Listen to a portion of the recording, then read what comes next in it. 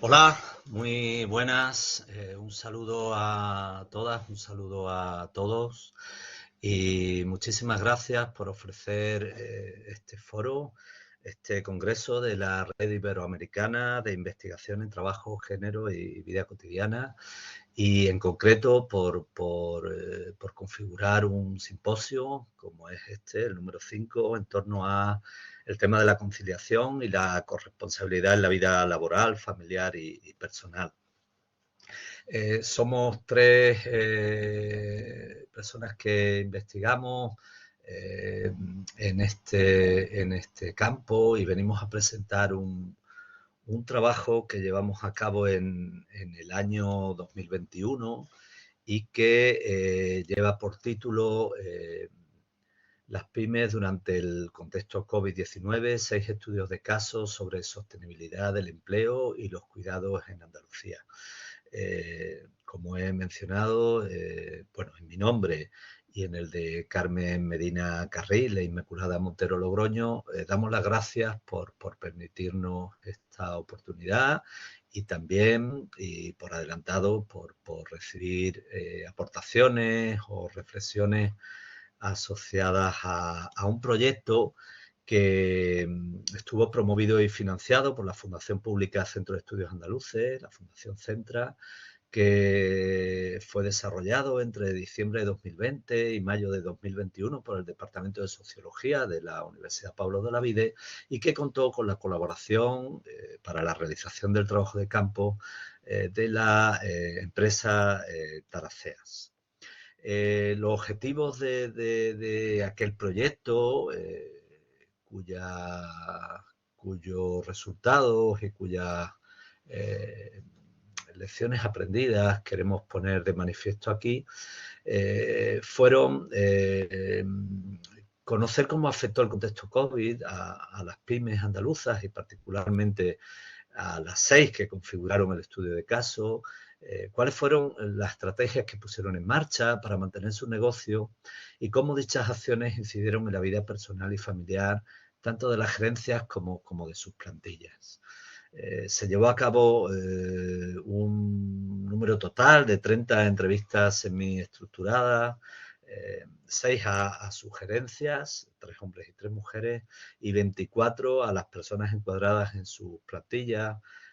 a 11 mujeres y a 13 hombres. Las 6 pymes pretendieron representar la diversidad eh, territorial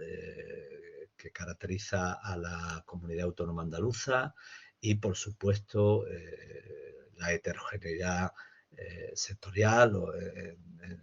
en la medida en que fuera posible. Las 6 empresas estudiadas fueron las que aparecen en esta diapositiva y abarcaron desde una almazara, una organización de productores pesqueros, una residencia de ancianos, una empresa de construcción, un hostal-restaurante y una fábrica de mamparas de baño. Entendemos que esta comunicación en el marco de este congreso tiene que tener carácter de necesariamente síntesis o resumen en la confianza de que los trabajos podrán presentarse con más extensión y mayor detalle como capítulos o como contribuciones a la publicación prevista. En este sentido, mencionar únicamente que los resultados queremos que puedan mostrarse con detalle y así lo harán. En 3 dimensiones identificamos una serie de cambios entre los que hubo tanto sacrificios como diferencias bastante evidentes en función del volumen de trabajo que pudieron mantener durante aquel periodo caracterizado por el confinamiento estricto y luego con la persistencia de medidas de restricción de la movilidad, fundamentalmente, marcó una diferencia de afectación. Las medidas es verdad que lo fueron tanto en el terreno de lo puramente material como en el terreno de lo inmaterial. La digitalización sobrevenida por impuestas por el contexto alumbró, y de eso se fue consciente, un escenario que se fue consciente de que venía para quedarse, y varios fueron los efectos en la vida familiar y personal, tanto de personas que gerenciaban como de personas que integraban las plantillas. Entre las estrategias de afrontamiento cabe diferenciar entre las que fueron puramente, y eso se buscó identificar, gerenciales, como las que tuvieron que ver con el tránsito o la articulación entre lo personal y familiar y lo laboral. Es verdad que el contexto COVID hizo aflorar nuevas necesidades, pero también y particularmente lo que hizo fue que se fuera mucho más consciente de cuáles eran las necesidades eh, ya vigentes, ya acuciantes, y a partir de entonces mucho más lastrantes. Varios apuntes y reflexiones que podemos presentar brevemente en relación con la situación y el funcionamiento de las empresas. Es verdad que el contar o no con recursos organizativos y entre estos particularmente el estar vinculado por pertenencia a asociaciones de carácter social hizo mucho más fácil a agencias y por tanto también a las plantillas el responder a la situación. Es verdad que el contar con formación en gestión empresarial y administrativa, con conocimiento y capacidad de estar al tanto, particularmente de estar conectado con lo que iba pasando y cómo se iban estableciendo regulaciones y contrarregulaciones, facilitó mucho la adaptación al contexto. Particularmente fue relevante el que hubiera canales de comunicación fluidos y el que gracias a eso las plantillas se sintieran parte y fueran además parte activa en la propuesta de medidas, particularmente las medidas anti-COVID, que dependiendo del sector y dependiendo del nivel de actividad que pudieron mantener las empresas, impusieron cambios en el devenir cotidiano de las empresas. Es verdad que en el tema de la digitalización fueron manifiestas las diferencias generacionales y también formativas, ¿no? A la hora de poder hacer frente a los cambios. La gente joven o la gente con mayor niveles de destreza en lo digital se adaptaron mejor al hecho de que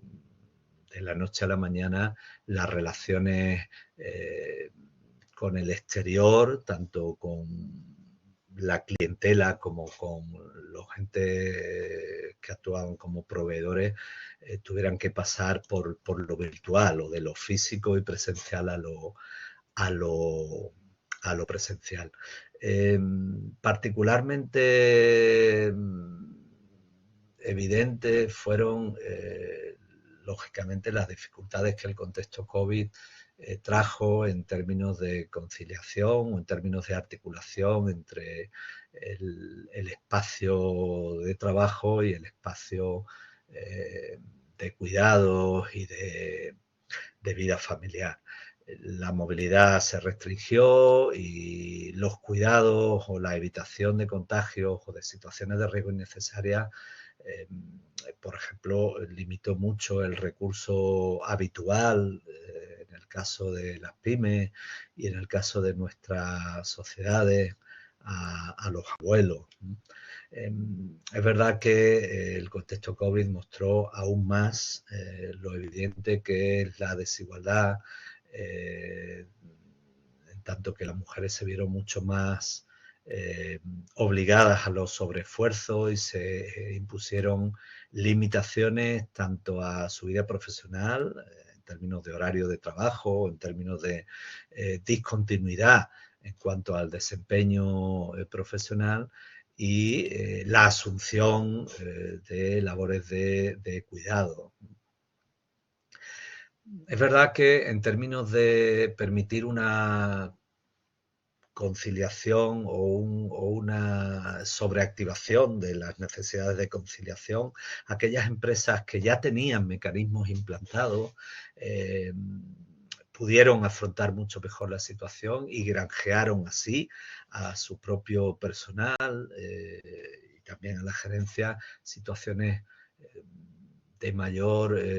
facilidad y eficacia. Las que habitualmente recurrían para eso a mecanismos informales, pedir favores, escaparse un tiempo, tuvieron mayores dificultades y acentuaron en la plantilla la conciencia de que eso eran mecanismos no adecuados, ¿no? Incluso que muchos autolimitaron por la conciencia de que no dejaban de ser un mecanismo, una de dos, o que constituía pedir favor o que podía granjear la imagen de quien los pedía como abusadores o abusadoras. En definitiva, no funcionaron. La pandemia es verdad que afectó particularmente a las pymes, es una cuestión conocida, fueron mucho más vulnerables, fueron más proclives o fueron más obligadas a aumentar las cargas de trabajo o a afrontar discontinuidades.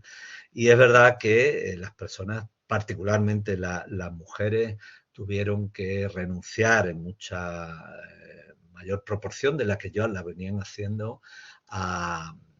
una articulación fluida entre los dos ámbitos por sobrevenir muy desequilibradas las necesidades de cuidado a las que ellas tuvieron que hacer frente, fueran gerentes o fueran parte de las plantillas en mucha mayor medida que gerentes y trabajadores hombres. No queremos renunciar a hacer otro tipo de apuntes y reflexiones al hilo de las características que tiene este trabajo que presentamos. Y lo son en términos de agradecimiento. Es verdad que agradecemos la oportunidad de poder presentar un trabajo que ya en origen, ya en su momento, fue limitado por lo limitado de la muestra y tuvo un carácter también muy, muy limitado por